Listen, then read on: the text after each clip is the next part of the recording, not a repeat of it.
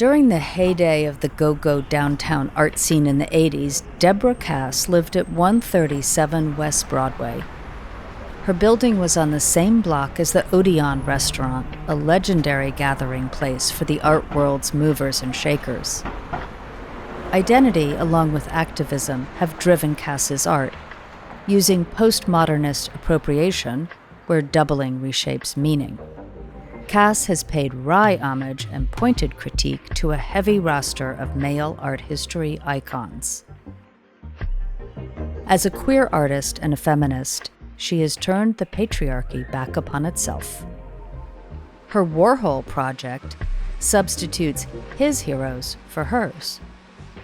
The first work in her long involvement with Warhol was the Jewish Jackie series, featuring actress Barbra Streisand and her Oscar-winning performance in Funny Girl.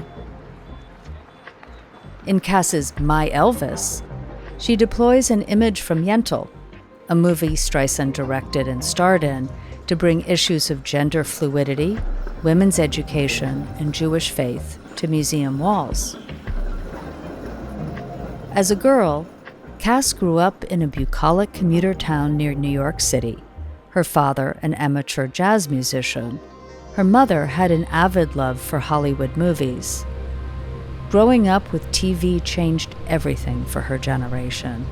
We are popular culture, she says. At age 14, Kass began taking classes at the Art Students League, paid for with her own babysitting money. She went on to Andy Warhol's alma mater, Carnegie Mellon in Pittsburgh, and she spent a stint at the prestigious Whitney Museum's Independent Studies program. I moved to New York to become a famous waitress, and I did, she jokes, quoting Lily Tomlin.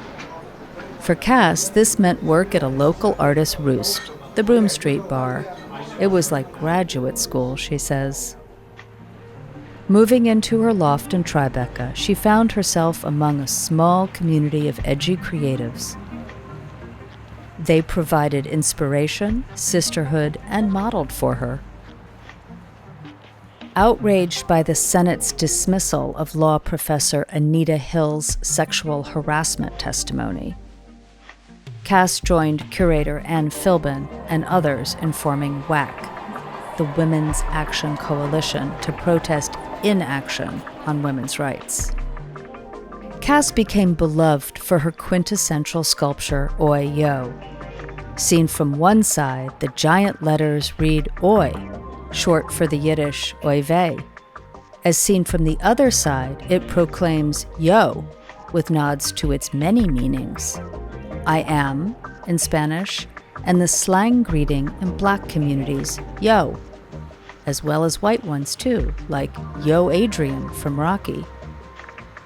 With one brilliant gesture, Kass gave New York a monument to cross-cultural connection.